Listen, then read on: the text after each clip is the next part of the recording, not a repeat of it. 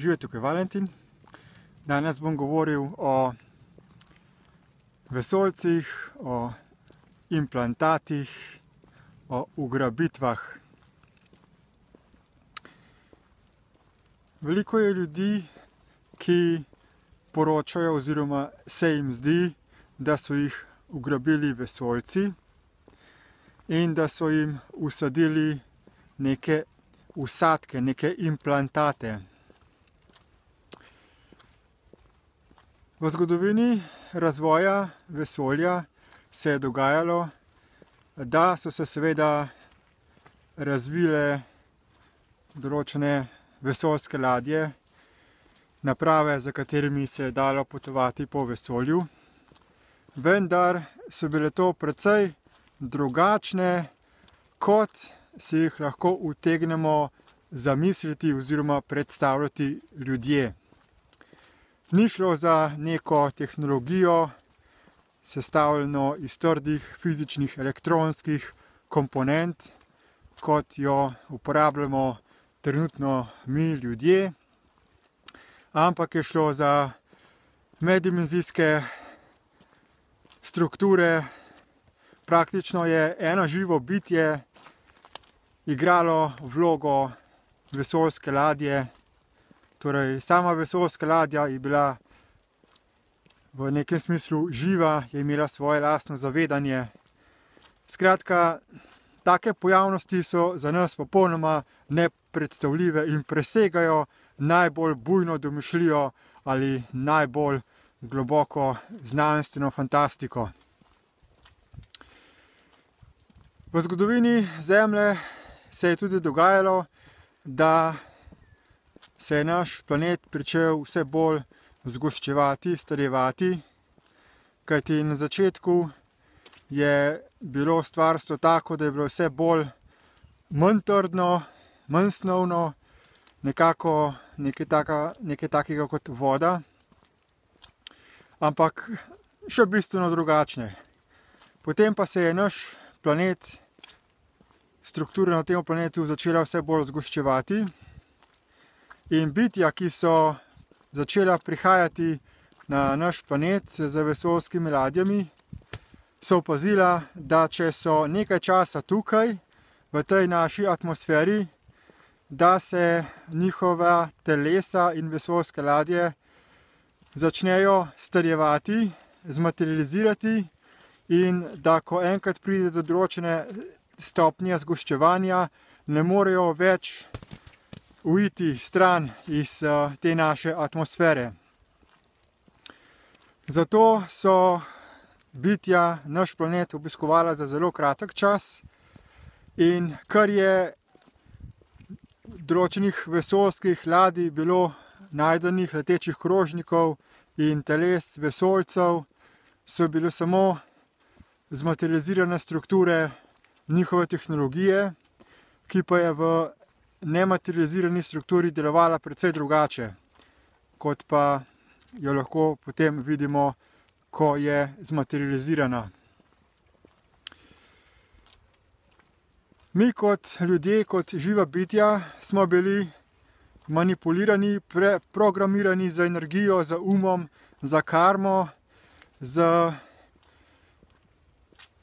konglomeratom izdušnih zapisov, ki so se shranjevala v akašijskih arhivih, so nas začeli oziroma so nas programirali, kajti v trenutku, ko so nas dali inkarnirati, so nam dali neko karmo, neke programe.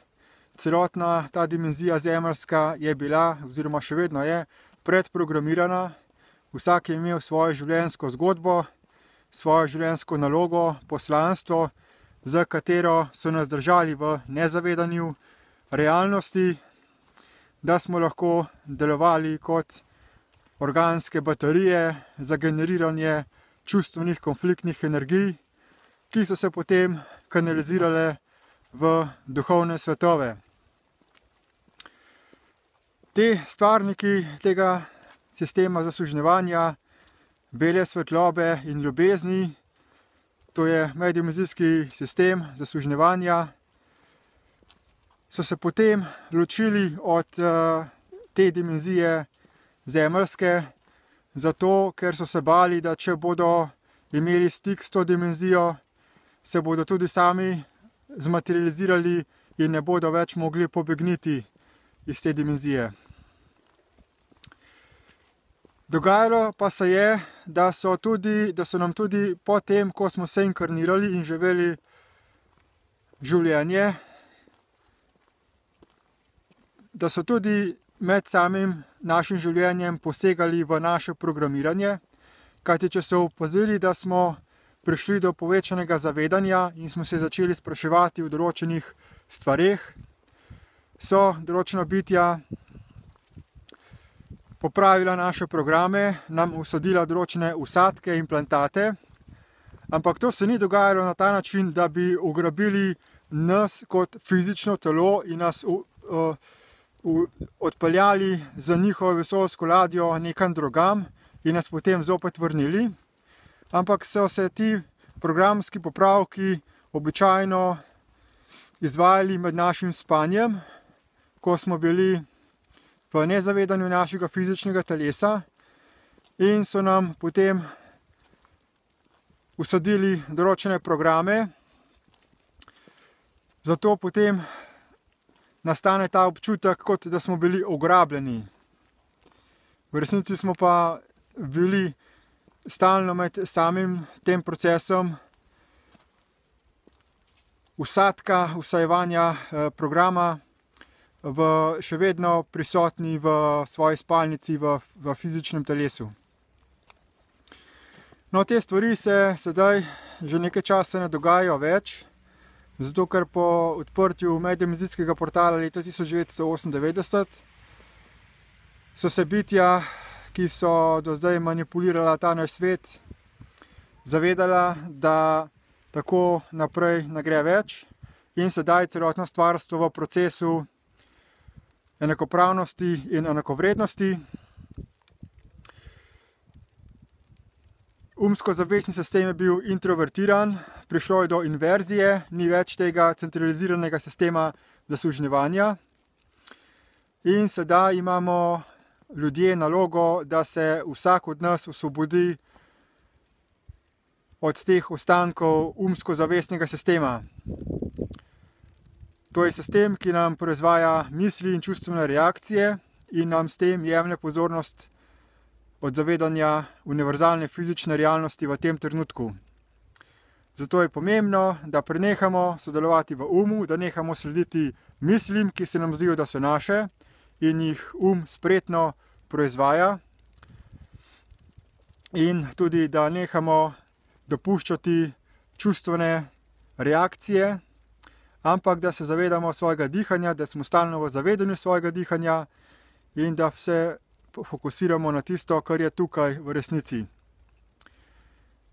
Več informacij o vesoljcih, o neznanih letečih predmetih, o implantatih najdete pri našem mednarodnem gibanju Destiny in tudi imamo odličen brezplačni uvodni spletni tečaj, ki se imenuje DIP Lite oziroma Destiny iProcess Lite, s pomočjo katerega se boste naučili orodij za osvobajanje od uma.